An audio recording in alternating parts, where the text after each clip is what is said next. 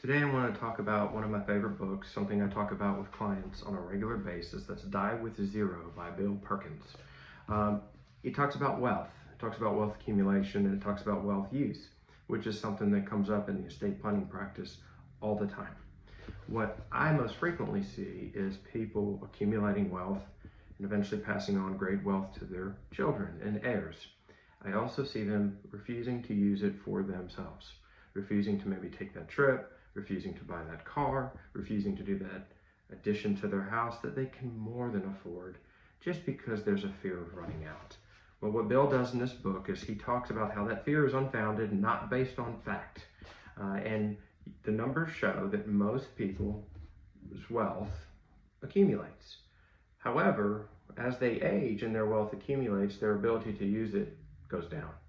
So you will reach a certain point where you might have plenty of wealth. You can no longer travel, you can no longer use it. And I've seen that in my own family. However, there is a sweet spot. There's a range where you have enough wealth to enjoy and you have the physical wherewithal to enjoy it. And the point of this book is to encourage you to do so.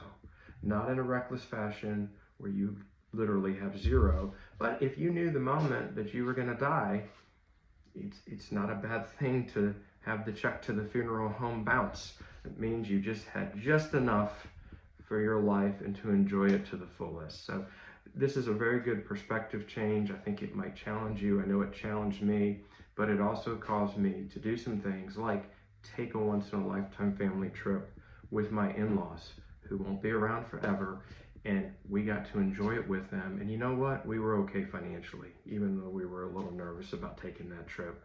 I'm glad we did it, and it was because of books like this that I made that decision. And so I hope you find this useful as well.